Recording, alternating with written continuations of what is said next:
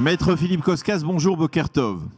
Boker Tov. Alors, nous avons besoin de votre éclairage pour mieux comprendre cette décision de la Cour suprême, presque à l'unanimité, sur les 9 juges qui ont statué sur la légalité de cette loi visant à justement légaliser une partie des implantations ou de certaines zones dans les implantations. Eh bien, 8 ont voté en faveur, contre cette loi, dirons-nous, et un seul juge a déclaré qu'il ne fallait pas d'une certaine manière s'opposer à une telle loi. Alors, encore une fois, on a le sentiment, c'est un sentiment presque récurrent, souvent on l'a ces derniers mois, ces dernières années, que la Cour suprême s'est mêlée d'un véritable dossier politique. Est-ce que c'est votre avis? Est-ce que vous pensez que la Cour suprême est devenue une cour extrêmement politisée? C'est absolument pas mon avis. Je pense que cette loi, d'abord, a été votée il y a 3 ans, donc en février 2017. À l'époque, déjà, elle était absolument sujette à controverse, à tel point que le conseiller juridique du gouvernement s'était opposé à cette loi. Et d'ailleurs a refusé de défendre le gouvernement devant la Cour suprême. Donc il faut voir... que dès le début, elle est très problématique. Alors évidemment... Pourquoi elle est problématique? Essayez de nous expliquer les points litigieux. Je vais rentrer dans les détails juste en 2 minutes. Alors évidemment, on peut prendre n'importe quelle décision, lui donner un caractère politique, parce que tout est devenu politique. Mais il faut voir également ce que cette loi dit. Qu'est-ce qu'elle dit en fait? Il y a en Cisjordanie le tiers des terrains qui appartiennent à des propriétaires privés, qui sont essentiellement donc des Palestiniens. Or, il s'est trouvé qu'avec les années, il existe des maisons, des implantations qui ont été créées sur ces terrains, qui ne leur appartiennent pas. Il y a certains Palestiniens qui disent qu'ils ne pouvaient pas se défendre parce qu'ils n'avaient même pas eux-mêmes accès à leur propriété pour des raisons de sécurité. Il y a certaines propriétés qui d'ailleurs, c'est des propriétaires qui se trouvent en Jordanie, donc ils ne peuvent pas arriver en Israël pour défendre leurs propres biens. Et qu'est-ce que dit cette loi? Eh bien, cette loi dit, c'est donc une atteinte à la propriété privée de manière extrême. C'est comme si quelqu'un allait s'implanter dans votre jardin demain matin et allait construire une maison. Oui. Donc, si vous voulez, la problématique de cette loi était qu'elle disait, voilà, tout ce qui a été fait aujourd'hui et ce qui pourra peut-être être fait demain, on va le légaliser, c'est-à-dire que ces maisons qui ont été créées sur des terrains qui n'appartenaient pas donc à ces implantations, on va considérer que les propriétaires sont expropriés. On va les indemniser, donc il y aura je crois qu'on va les indemniser à 120% du montant de la valeur de la propriété, et c'est terminé. Maintenant, où est la problématique? Il existe des lois en Israël. Parce que en Israël, ce genre de législation, de jurisprudence, elle existe couramment. Aujourd'hui, si un Palestinien veut réclamer une terre au cœur de Tel Aviv, on ne va pas lui donner. Ça dépend. Non, ça dépend. Si on considère, s'il était là, il y a une loi là-dessus qui est tout à fait claire. Si, par exemple, il a abandonné son bien, il y a une loi en effet sur la déshérence, c'est-à-dire qu'il n'était pas en Israël en 48 et qu'il a abandonné son bien, en effet, il est possible qu'il n'obtienne que des indemnités.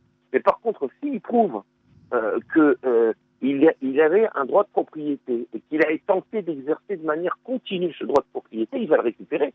Pas du tout. Alors justement, quand on parle de continuité du droit de propriété, ça fait, on le sait, plus de 53 ans que les territoires ont été conquis par l'État d'Israël, qui ont été, ou certains diront libérés par l'État d'Israël en 67, mais ça veut dire il a passé beaucoup de temps. Pourquoi finalement on a le sentiment que les Palestiniens qui se disent propriétaires de ces terres se réveillent maintenant? Est-ce que finalement, d'abord, est-ce qu'il n'y a pas là-bas une volonté de la part de certaines organisations de réveiller, on va dire, les Palestiniens, de leur dire attention, on bafoue vos droits, venez les réclamer, de la part d'ONG d'extrême gauche par exemple, pourquoi expliquer que ça fait 50 ans que personne n'est venu réclamer ces terres?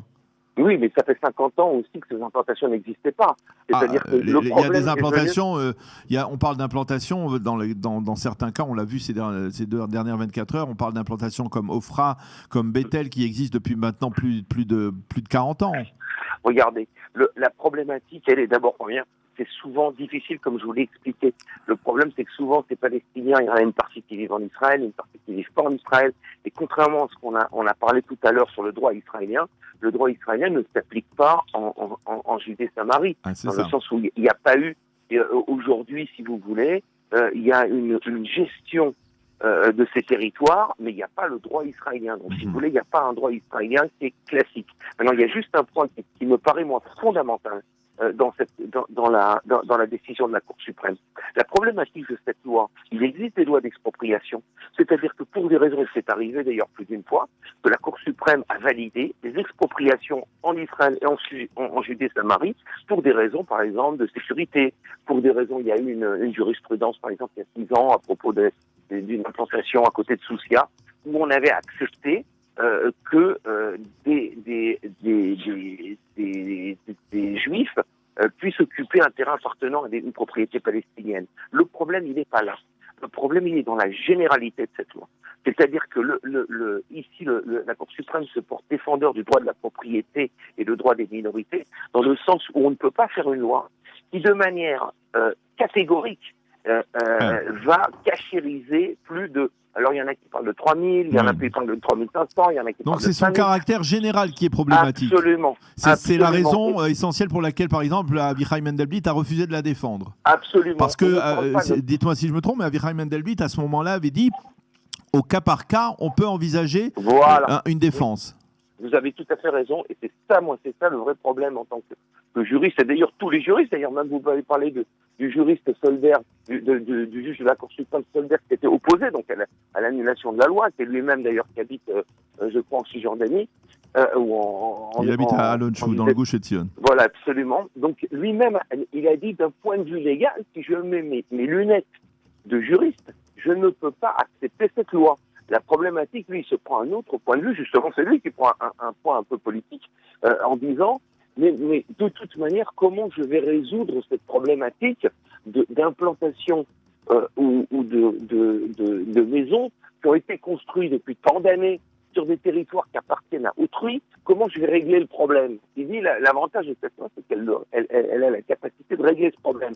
Donc, si vous voulez, vous voyez bien que ici, en tant que juriste, moi je ne suis pas du tout, d'ailleurs c'est tout à fait clair que cette loi allait être annulée, je ne suis pas du tout étonné de cette jurisprudence, et je crois d'ailleurs qu'elle lui donnait un caractère politique, c'est pas servir le droit en général, c'est-à-dire qu'il y a des principes de droit, donc on ne peut pas considérer qu'on puisse comme ça, de manière aussi générale, je vous parle bien, c'est bien le problème, c'est la généralité. Vous avez tout à fait raison de le soulever. C'est pas qu'on va exproprier tel ou tel endroit. Là, c'était un caractère général. Il y avait un côté assez inadmissible dans cette loi. Alors, justement, vous dites qu'on peut faire une distinction très nette entre ce qui se passe à l'intérieur, on va dire, de la ligne verte, dans les frontières reconnues de l'État d'Israël, et ce qui se passe dans les territoires. Est-ce que finalement, en affirmant cela, vous ne rajoutez pas de l'eau au moulin de ceux qui prônent justement en cette période la souveraineté, l'instauration de la souveraineté israélienne sur l'ensemble de la Judée et de la Samarie, pour justement donner le même statut à ce genre de cas que à l'intérieur du territoire israélien? Écoutez, moi je ne sais pas, parce que la décision sur la souveraineté ou non qu'on parle maintenant, c'est une décision politique, donc elle n'est pas de caractère juridique, c'est pas mon propos. Mais par contre, ce que je peux dire, c'est que l'application de la souveraineté ne va pas forcément résoudre le problème de la propriété, parce que là on parle, si vous voulez, on mélange deux choses. On mélange le statut de la propriété avec un problème de souveraineté. On peut être propriétaire israélien de territoires qui se trouvent en Judée-Samarie. On peut être un propriétaire palestinien de territoire qui se trouve sous souveraineté israélienne. Le problème de la souveraineté, il est politique. Le problème de la propriété, c'est un problème de droit privé. Donc il ne faut pas mélanger les deux catégories. Et je vais vous dire, si on lit bien souvent la jurisprudence de la Cour suprême, où la Cour suprême est intervenue justement à annuler des lois, c'est bien souvent dans plus de 80, enfin j'ai pas fait de statistiques, mais des cas énormes, qu'il y ait des atteintes à des droits privés, et non pas à des droits publics. Parce que la Cour suprême, en général, n'annule pas trop les lois, j'allais dire, qui ont des portées publiques. Mais par contre, dès qu'un petit individu mais est là, touché par une loi... les problèmes privés, l'atteinte à des personnes privées, on peut dire qu'elle est des deux côtés. Il y a d'un côté, on va dire, les Palestiniens qui affirment être disposés de droits de propriété, et il y a de l'autre côté des habitants juifs qui se sont installés, on va dire, avec le soutien, c'est-à-dire avec la caution d'un gouvernement, qui n'ont pas volé ces terres de manière délibérée, qui ont agi tom lève, comme on dit, avec de bonne foi. Et donc, là, la répartition, il y a des gens qui sont atteints, qui sont touchés des deux côtés. Comment on peut faire une distinction entre cela? Vous avez absolument raison, dans le sens où, et ça pourrait nous montrer peut-être une indication d'une décision future. Vous avez absolument raison qu'il y a d'un côté des propriétaires palestiniens, d'un autre côté des gens, et comme vous le disiez, des gens qui sont rentrés de bonne foi. Il y a dans l'attendu de la Cour suprême, on voit des juges qui font cette distinction entre des gens qui sont rentrés de bonne foi, comme vous dites, c'est-à-dire il y a des gens qui sont rentrés, l'État leur avait dit, voilà, c'est tout à fait légal, etc., etc. Mais il y a également des implantations qui ne sont pas de bonne foi. Et ça, on le sait bien. On sait très bien qu'il y a des manières, tout n'est pas sur le même plan. Il y a eu beaucoup d'implantations et de maisons qui ont été créées, alors que la personne qui occupe ce terrain savait dès le début que c'était un terrain qui ne lui appartenait pas. Oui, et donc, si vous voulez, la Cour suprême ici articule exactement ce que vous dites, et ça, si vous allez dire, ce sera peut-être dans le stade suivant, mais dans cette loi ne faisait pas la différence entre les gens de bonne foi et de mauvaise foi. Elle cachérisait de manière générale toutes les constructions qui avaient été faites sur terrain d'autrui. Or, c'est vrai, vous avez absolument raison. Moi, je crois que les gens qui habitent depuis, j'allais dire, de manière depuis très longtemps, et qui sont rentrés surtout de bonne foi en croyant que ça appartenait à l'État, qui n'étaient pas rentrés forcément dans les cabis. Il n'y a pas il n'y avait pas forcément de cadastre dans le malier turc ou alors dans les livres de taxes jordaniens pour voir qui étaient les propriétaires. Ils sont également de bonne foi. Donc, si vous voulez, là, c'est vrai. Il y a vraiment de quoi parler. Alors, à ce moment-là, on parle du cas par cas. Et non pas une loi qui vienne, j'allais dire, cachériser, entre guillemets, tout le monde. Alors, c'est-à-dire, aujourd'hui, on est dans cette situation où finalement, on est à nouveau dans un nouvel épisode de ce bras de fer entre l'échelon politique et juridique, l'échelon politique et parlementaire et l'échelon juridique. Vous pensez que il y a un moyen d'apaiser les esprits? Comment peut-on apaiser les esprits? Parce que là, on parle de cette loi sur la régularisation donc de ces termes, mais on dit que dans quelques mois, la Cour suprême va se saisir de la loi sur la nationalité et également l'invalider. Comment fait-on, à votre avis, comment doit-on faire pour apaiser les esprits, pour mettre un terme à ce bras de fer entre les politiques et les juridiques? Regardez, moi, j'ai pas cette lecture-là. Les gens, d'ailleurs, qui ont la lecture qu'il y a une opposition entre le politique et le juridique sont souvent des gens qui ont un intérêt politique et non pas et qui ne voient pas les choses en sérénité. Je vous prends, on est un État qui est jeune. Regardez la capacité. Regardez un pays comme la France. Un pays comme la France, une loi. Quand on dit la démocratie, c'est le gouvernement de la majorité, c'est faux. C'est qu'un des critères de la démocratie. Lorsque, par exemple, à l'Assemblée nationale, il y a une majorité de gauche, et au Sénat, il y a une majorité de droite. Je vous donne un exemple, je vous donne évidemment un exemple qui est théorique. Pour la loi, afin qu'elle soit votée, elle doit passer les deux chambres. C'est-à-dire que des gens qui ont été élus récemment, donc sur la majorité de gauche, c'est l'Assemblée nationale, mais c'est pas suffisant. Si vous voulez, il y a deux chambres, une qui va, j'allais dire, affiner l'autre. Et puis, c'est pas fini. Une fois que la loi a été votée, il y a également le Conseil constitutionnel qui peut également annuler les lois. Or, en Israël, on n'a qu'une chambre. Et la problématique est que lorsque une chambre vote des lois qui atteignent à les droits individuels, et c'est ça le vrai problème. On avait parlé, par exemple, on peut parler des émigrés, on peut parler là ici des propriétaires de terrain. À partir du moment où on touche pour des raisons politiques justement, aux libertés individuelles, alors à ce moment-là, la Cour suprême intervient.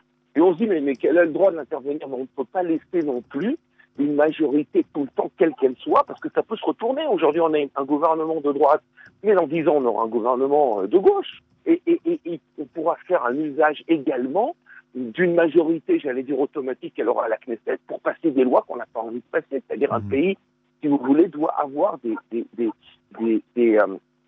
contre-pouvoirs. Et le fait que moi, je ne vois pas du tout, mais pas du tout cette lecture. Moi, je suis après les arrêts de la Cour suprême tous les jours.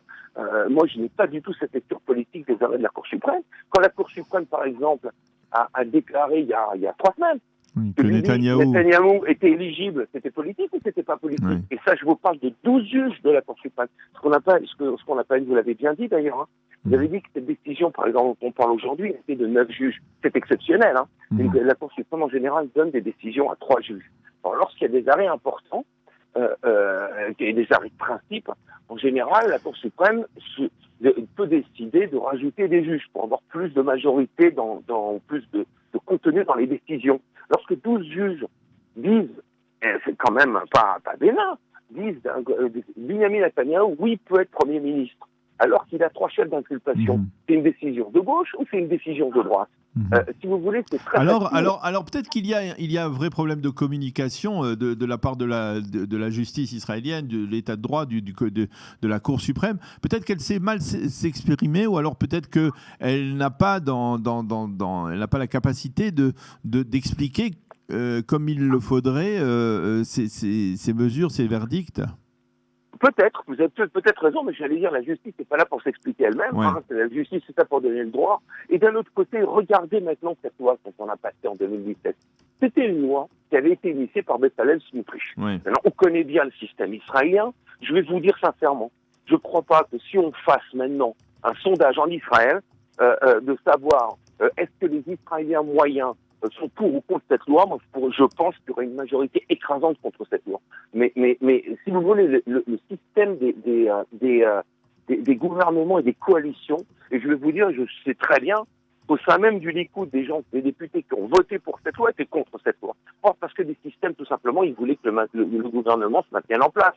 Vous avez bien compris. C'est-à-dire que si vous voulez, des fois, on arrive à des lois qui sont votées tout simplement par des systèmes de coalition parlementaire qui ne représentent pas forcément le pays.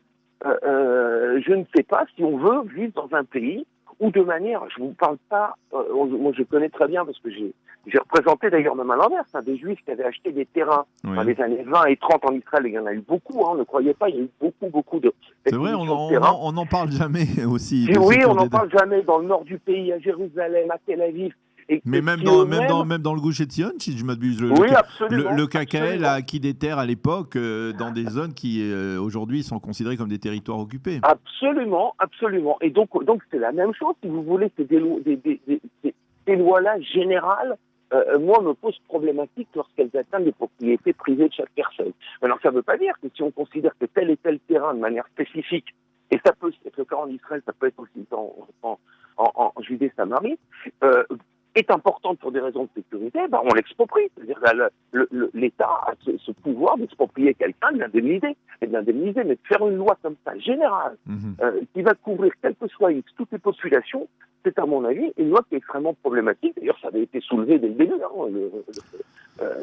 C'est pas du tout une surprise pour nous, les juristes, de voir cette annulation de la loi.